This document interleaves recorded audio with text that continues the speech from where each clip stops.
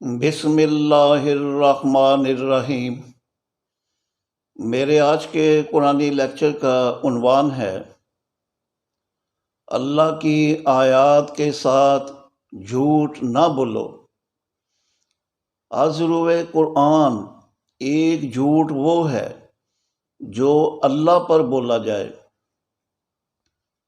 کذب علی اللہ، اور دوسرا جھوٹ وہ ہے جو اللہ کی آیات کے ساتھ بولا جائے۔ کذبوا بی آیاتنا، دونوں میں فرق ہے۔ اللہ پر جھوٹ بولنے سے مراد ہے کوئی نئی بات جو انسان اپنی طرف سے گھڑ کے اس سے اللہ سے منسوب کرے۔ چنانچہ ان جھوٹ بولنے والوں سے متعلق اللہ تعالیٰ نے سورہ آل عمران کی آیت 78 میں فرمایا، ان میں سے کچھ ایسے بھی ہیں جو اللہ کی کتاب کو پڑھتے ہوئے اس میں کچھ کا کچھ پڑھ کر ملاوٹ کرتے ہیں تاکہ تم سمجھو کہ یہ بھی کتاب میں سے ہے اور وہ کتاب میں نہیں ہوتا، اور کہتے ہیں کہ یہ اللہ کے پاس سے ہے اور وہ اللہ کے پاس سے نہیں ہوتا۔ اس طرح اللہ پر جھوٹ بولتے ہیں اور خود بھی اس بات کو جانتے ہیں۔ آیت ہے وَيَقُولُونَ عَلَى اللَّهِ الْكَذِبَ وَهُمْ يَعْلَمُونَ، اللہ پر جھوٹ بولنے سے متعلق میں لیکچر نمبرز 123، 124 اور 125 دے چکا ہوں۔ میرا آج کا لیکچر اللہ کی آیات کے ساتھ جھوٹ بولنے سے متعلق ہے۔ اس لیکچر کو سنتے وقت یہ بات ذہن نشین رہے کہ قرآن کا مصنف اللہ ہے، اور انہیں یہ بات بالکل برداشت نہیں کہ کوئی انسان ان کی آیات کے ساتھ ذرا سا بھی جھوٹ بولے، اور اگر کوئی شخص جھوٹ بولتا ہے تو انہوں نے اسے پھر کتے کی مثال جیسا کہا ہے، خواہ وہ اپنے نام کے ساتھ کتنے ہی بڑے بڑے خود ساختہ مذہبی القابات لگا کر اپنے جاہل پیروکاروں میں معزز بنا پھرتا ہو۔ چنانچہ اپنے اس غصے کا اظہار اللہ تعالیٰ نے سورہ اعراف کی آیات 175 تا 178 میں یوں کیا، انہیں اس شخص کا حال پڑھ کر سناؤ جسے ہم نے اپنی آیات دیں تو وہ ان سے جان چھڑا کر نکل بھاگا، تو شیطان یعنی پرستش فروش مذہبی پیشوا اس کے پیچھے لگا اور وہ پھر گمراہوں میں سے ہو گیا۔ اور اگر ہم چاہتے تو ان آیات سے اس سے سر بلندی عطا کر دیتے، لیکن وہ تو زمین یعنی پستی کی طرف جھک گیا اور اپنی خواہش پرستش کی پیروی کرنے لگا۔ تو اس شخص کی مثال کتے جیسی ہے کہ اگر تو اس پر حملہ کرے تو زبان باہر نکالے رہے، اور یا یوں ہی چھوڑ دے تب بھی زبان باہر نکالے رہے۔ یہی مثال ان لوگوں کی ہے جنہوں نے ہماری آیات کے ساتھ جھوٹ بولا۔ تو ان سے یہ قصہ بیان کرو تاکہ وہ متفکر ہوں۔ تو کیا ہی بری مثال ہے ان لوگوں کی جنہوں نے ہماری آیات کے ساتھ جھوٹ بولا اور اس طرح اپنے نفس پر ظلم کرنے والے تھے۔ تو جو کوئی اللہ سے ہدایت یعنی صلاۃ اور انفاق فی سبیل اللہ پائے وہی ہدایت یافتہ ہے، اور جو ضلالت یعنی پرستش پائے تو وہی خسارے والے ہیں۔ حیران کن بات یہ کہ الذین کذبوا بآیاتنا کے الفاظ قرآن میں 5 بار آئے ہیں، اور انہی آیات میں کتے کا لفظ بھی 5 بار آیا ہے، جس سے معاملہ کی سنگینی کا پتہ چلتا ہے۔ لہذا ان لوگوں کو اللہ کے ہاں اپنے کتے جیسے ہونے کی فکر کرنی چاہیے، جو ان کی آیات کے ساتھ بے دھڑک جھوٹ بول دیتے ہیں۔ اور اب یہ حقیقت کہ لوگوں کو گمراہ کرنے والے پرستش فروش مذہبی پیشواؤں کے ہی شیطان کہتے ہیں، اس گفتگو سے واضح ہے کہ جس میں ابراہیم علیہ السلام نے اپنے والد کو بت خدا کے کاہنوں کی تابع داری سے منع فرمایا ہے۔ سورہ مریم کی آیات 41 تا 50 میں اللہ تعالیٰ نے فرمایا، اس کتاب میں ابراہیم کا ذکر کرو، بے شک وہ سچا نبی تھا۔ جب اس نے اپنے باپ سے کہا، اے میرے ابا، کیوں ایسے بتوں کی عبادت یعنی پرستش کرتے ہو جو نہ سن سکتے ہیں، نہ دیکھ سکتے ہیں، اور نہ ہی تجھے کچھ غنی یعنی مالدار کر سکتے ہیں۔ اے میرے ابا، بے شک میرے پاس علم میں سے وہ آیا ہے جو تمہارے پاس نہیں آیا، تو میرا اتباع کر، میں تجھے سیدھے راستے یعنی صراط مستقیم پر چلنے کی ہدایت دوں گا۔ اے میرے ابا، شیطان یعنی پرستش فروش پنڈت کی تابع داری نہ کر، بے شک شیطان یعنی پرستش فروش پنڈت تو رحمان کا نافرمان ہے۔ اے میرے ابا، بے شک میں خوف زدہ ہوں کہ تجھے رحمان سے عذاب چھوئے اور تو شیطان کا ساتھی ہو جائے۔ باپ بولا، اے ابراہیم، کیا تو میرے الہوں یعنی بتوں سے برگشتہ ہے؟ یاد رکھ، اگر تو باز نہ آیا تو میں تجھے سنسار کر دوں گا۔ اب تو عرصہ دراز کے لیے مجھ سے الگ ہو جا۔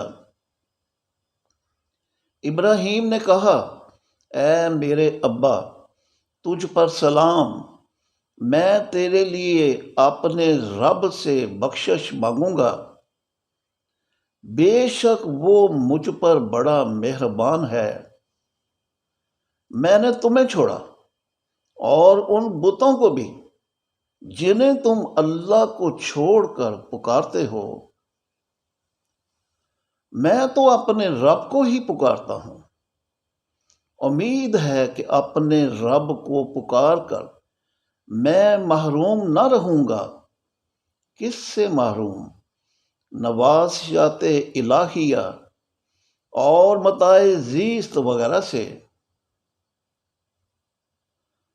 پھر جب ابراہیم الگ ہو گئے ان سے اور ان کے بتوں سے، تو ہم نے انہیں اس کے صلہ میں اسحاق یعنی بیٹا اور یعقوب یعنی پوتا عطا فرمایا، اور ان دونوں کو نبی بنایا اور ان پر اپنی رحمت برسائی اور ان کے لیے سچی زبان بنائی کہ ان کی تعریف و ستائش کرے۔ اور اب آئیے اس سوال کی طرف کہ اللہ کی آیات کے ساتھ جھوٹ بولنے سے کیا مراد ہے؟ تو اس سے مراد ہے کہ قرآن کی عربی آیات کے الفاظ و اصطلاحات کے معنی اپنی زبان میں غلط کر دیے جائیں۔ مثلا قرآن کہتا ہے کہ اقیم الصلاۃ، قائم کرو صلاۃ، اور غلط معنی کر دیے جائیں کہ پڑھو نماز، جبکہ ہدایت میں موجود صلاۃ کے معنی پیشہ ورانہ ڈیوٹی کے ہیں کہ کمائی کے بعد ہی انسان اس قابل ہوتا ہے کہ انفاق فی سبیل اللہ کر سکے، کہ جس سے ملک کا مالیاتی نظام قائم ہوتا ہے۔ چنانچہ ہدایت یعنی صلاۃ اور انفاق فی سبیل اللہ کے قائم کیے جانے، نہ کہ پڑھنے سے متعلق اللہ تعالیٰ نے فرمایا ان ھذا القرآن یہدی للتی ہی اقوام، سورہ بنی اسرائیل آیت 9۔ بے شک یہ قرآن ہدایت یعنی صلاۃ اور انفاق فی سبیل اللہ دیتا ہے، قائم کی جانے والی، نہ کہ پڑھی جانے والی۔ تو پھر سوال یہ پیدا ہوتا ہے کہ اقیم الصلاۃ کے معنی جب نماز پڑھنا کے ہیں ہی نہیں، تو پھر کیوں ملا پیر، مفتی، ذاکر اور امام وغیرہ مسلمانوں کو نماز کی صورت میں اللہ کی پرستش کرانے میں لگے ہوئے ہیں، اور پھر اس پرستش کی بنیاد پر مزید پرستشیں گھڑنے کے لیے کتابوں پر کتابیں لکھ کر انہیں اللہ اور اس کے رسول صلی اللہ علیہ وسلم سے غلط طور پر منسوب کر کے لوگوں کی دنیا و آخرت تباہ و برباد کرتے چلے جا رہے ہیں۔ تو اس کا جواب ہے اپنی روزی روٹی کے لیے۔ چنانچہ من گھڑت پرستشوں پر کتابیں لکھ کر بری کمائی کرنے والے ان پرستش فروش مذہبی پیشواؤں کو جہنم کی اطلاع دیتے ہوئے اللہ تعالیٰ نے سورہ بقرہ کی آیات 79 تا 81 میں فرمایا، تو بربادی ہے ان لوگوں کے لیے جو کتاب اپنے ہاتھوں سے لکھتے ہیں اور پھر کہتے ہیں کہ یہ تو اللہ کے پاس سے ہے، تاکہ اس کے عوض تھوڑی قیمت لے لیں۔ بربادی ہے ان کے لیے اس سے جو وہ اپنے ہاتھوں سے لکھتے ہیں، اور بربادی ہے ان کے لیے اس سے جو وہ کمائی کرتے ہیں اور کہتے یہ ہیں کہ ہمیں آگ نہ چھوئے گی مگر چند روز۔ اے محمد کہہ دو کہ کیا اللہ سے تم نے اس بارے کوئی عہد لے رکھا ہے؟ جب تو اللہ اپنے عہد کے خلاف نہیں کرے گا، یا اللہ پر وہ بات کہتے ہو جو تم نہیں جانتے؟ ہاں کیوں نہیں؟ جو کوئی بری کمائی کرے گا تو اس کی یہ خطا اسے گھیر لے گی، تو یہی لوگ ساتھی ہیں آگ کے جس میں وہ ہمیشہ رہیں گے۔ اور جب مسلمانوں کے ہاں نمازوں کی صورت میں کوئی پرستش نہیں، تو پھر ہندوؤں، عیسائیوں، یہودیوں اور سکھوں وغیرہ کی پرستشیں کیسے جائز ہو سکتی ہیں؟ قطعاً نہیں، اس لیے کہ ان کا خالق، مالک، رازق، رب اور حکمراں بھی تو اللہ ہی ہے، کہ جنہوں نے آغاز وحی ہی سے کسی قسم کی کوئی پرستش انسان کو اپنی کتاب میں ہرگز نہیں دی۔ اور اب میں اللہ کی آیات کے ساتھ جھوٹ بولنے کی دوسری مثال پیش کرتا ہوں۔ آیت ہے، من یہد اللہ فہو المہتدی ومن یضلل فاولئک هم الخاسرون، جس کا ترجمہ ہے، جو کوئی اللہ سے ہدایت پائے تو وہی ہدایت یافتہ ہے، اور جو ضلالت پائے تو وہی خسارے والے ہیں۔ اس درست ترجمہ سے انسان اپنے ہدایت یافتہ ہونے یا ضلالت یافتہ ہونے کا ذمہ دار خود قرار پاتا ہے، لیکن اگر من کے صحیح معنی جو کی بجائے جس سے کر دیے جائیں تو آیت کا مروجہ ترجمہ کچھ یوں سامنے آتا ہے، جس سے اللہ ہدایت بخشے پس وہی ہدایت پانے والا ہے، اور جسے گمراہ کرے تو وہی لوگ خسارہ پانے والے ہیں۔ تو اس ترجمہ سے انسان کے ہدایت یافتہ ہونے یا ضلالت یافتہ ہونے کا ذمہ دار اللہ قرار پاتا ہے، کہ جب وہ انسان کو صرف ہدایت دیتا ہے، نہ کہ ضلالت یعنی پرستش۔ اور یہ حقیقت اس دعا سے واضح ہے کہ جس سے انسان اللہ تعالیٰ سے یوں کرتا ہے، اہدنا الصراط المستقیم صراط الذین انعمت علیہم غیر المغضوب علیہم ولا الضالین۔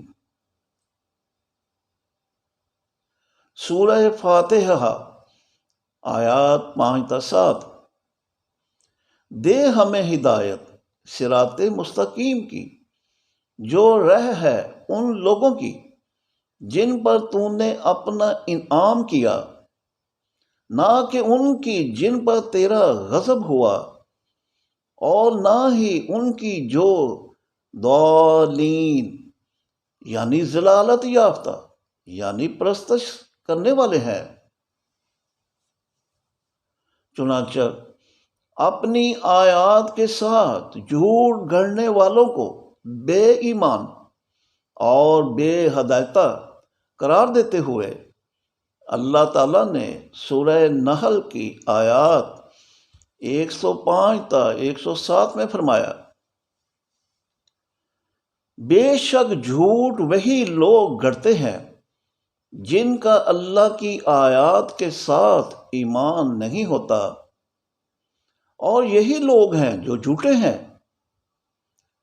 جو کوئی کفر کرے گا اللہ کا بعد اپنے ایمان کے، سوائے اس کے جو مجبور کیا گیا اور قلب اس کا ایمان پر مطمئن ہو، لیکن جو کوئی اپنے سینے کو کفر کے ساتھ کھول دے تو اس کے لیے اللہ کے پاس سے غضب ہے اور ان کے لیے عظیم عذاب ہے۔ یہ عذاب باوجود اس کے کہ انہوں نے یقیناً دنیا کی زندگی کو آخرت پر ترجیح دی، اور یہ کہ اللہ ہدایت یعنی صلاۃ اور انفاق فی سبیل اللہ نہیں دیتا اس قوم کو جو کافر ہو۔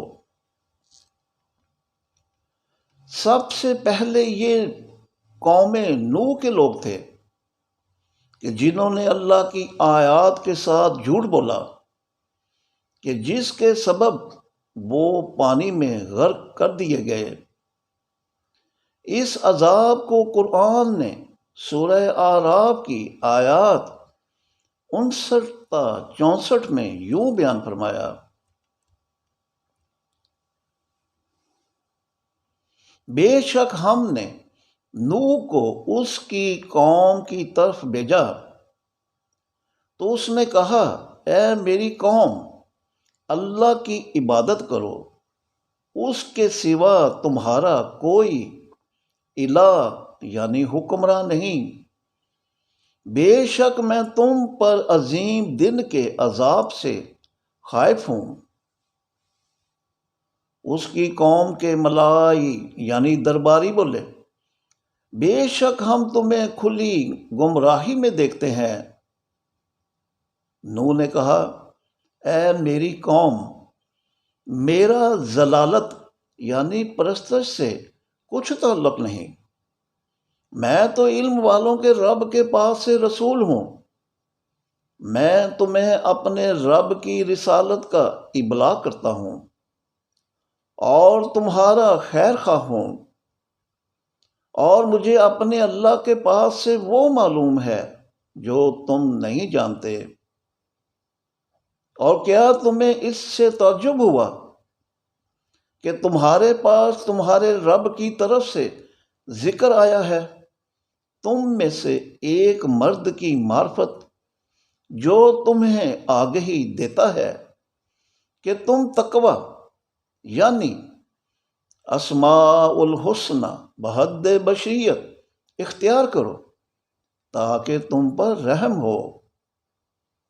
تو انہوں نے نوح کو جھوٹا کہا، تو ہم نے نجات دی نوح کو اور ان لوگوں کو جو اس کے ساتھ کشتی میں سوار تھے، اور غرق کر دیا ان لوگوں کو جو ہماری آیات کے ساتھ جھوٹ بولتے تھے۔ بے شک وہ اندھی قوم تھی۔ اور اب قوم ہود میں سے جن لوگوں نے اللہ کی آیات کے ساتھ جھوٹ بولا، ان کے دنیاوی انجام بارے اللہ تعالیٰ نے سورہ اعراف کی آیات 65 تا 72 میں فرمایا: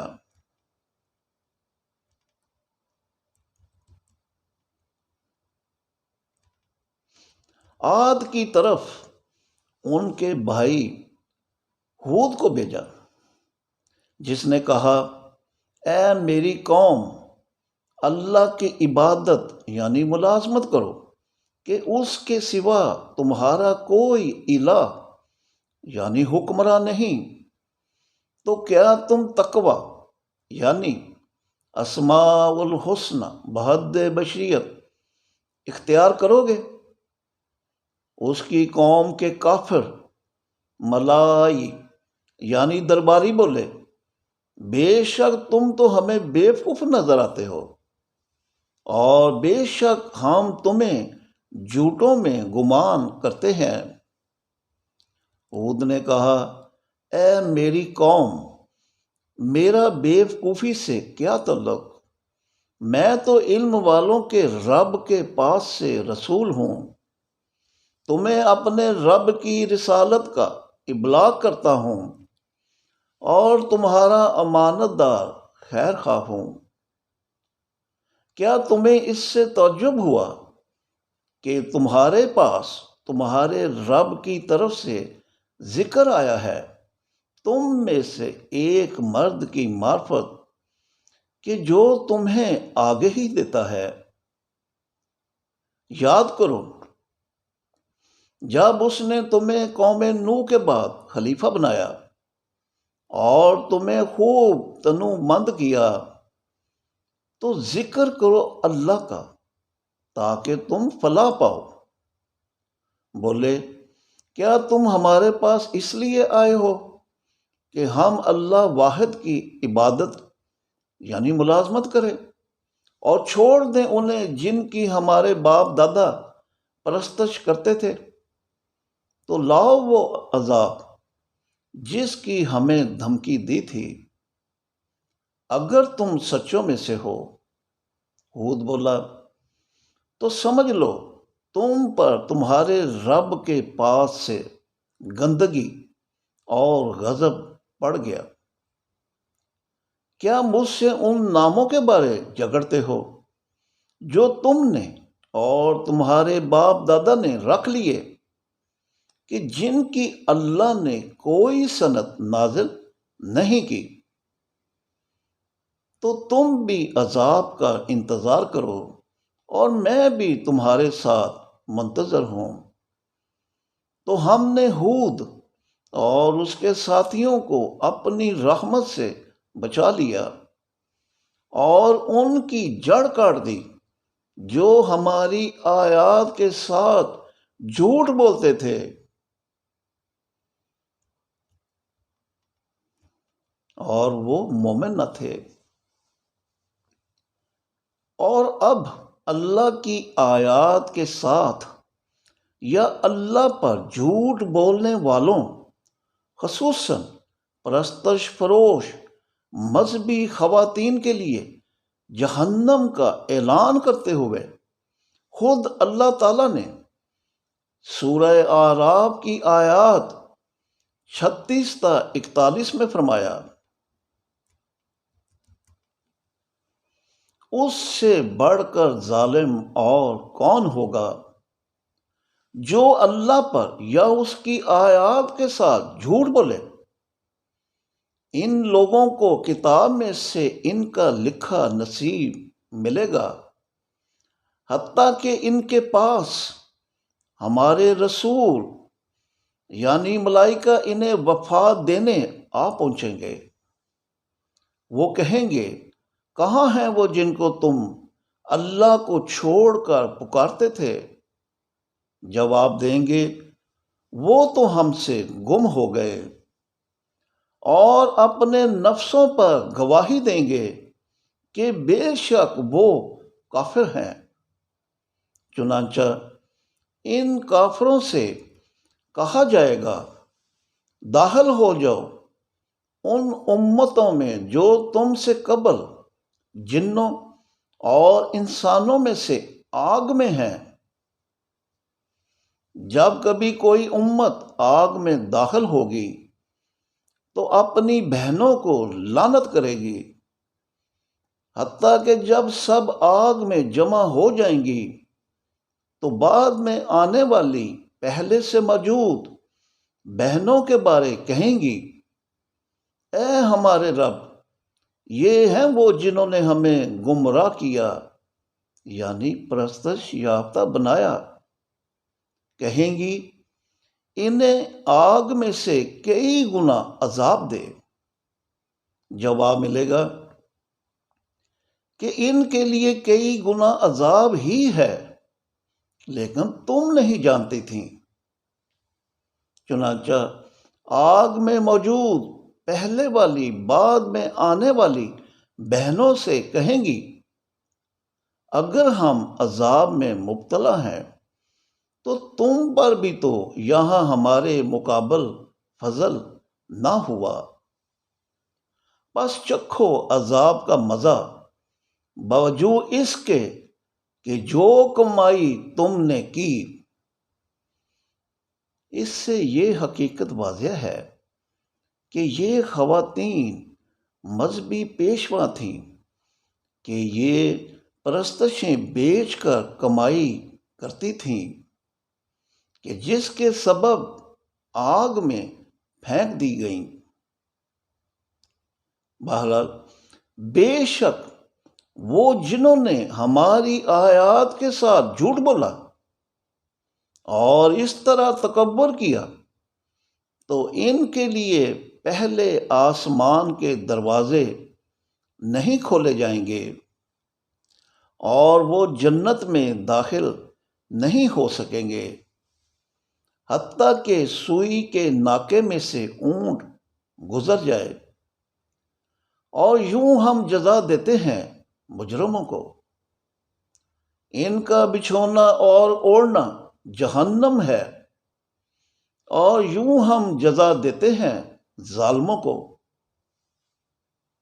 اور اب اپنی آیات کے ساتھ جھوٹ بولنے والوں کا دنیاوی انجام آل فرعون جیسا کرنے کا اعلان کرتے ہوئے خود اللہ تعالیٰ نے فرمایا، کداب آل فرعون والذین من قبلہم کذبوا بآیاتنا فأخذہم اللہ بذنوبہم واللہ شدید العقاب۔ سورہ آل عمران آیت 11۔ ان کا انجام بھی ویسا ہوگا جیسا آل فرعون اور ان سے قبل لوگوں کا ہوا تھا، باوجود اس کے کہ انہوں نے ہماری آیات کے ساتھ جھوٹ بولا، تو اللہ نے انہیں اس گناہ کے سبب پکڑ لیا، اور اللہ تو شدت کے ساتھ تعاقب کرنے والا ہے۔ یاد رکھیے، اللہ پر جھوٹ بول کر نئے قرآن گھڑنے اور اللہ کی آیات کے ساتھ جھوٹ بول کر قرآن کو بدلنے کی سازش کا آغاز خاتم النبیین محمد رسول اللہ کے دور اقدس میں ہی ہو گیا تھا، کہ جسے اللہ تعالیٰ نے یوں بیان فرمایا، اور جب ان پر ہماری بین آیات پڑھی جاتی ہیں تو وہ لوگ جنہیں ہم سے ملاقات کی توقع نہیں کہتے ہیں کہ اس کے علاوہ کوئی اور قرآن لاؤ یا اسی کو بدل دو۔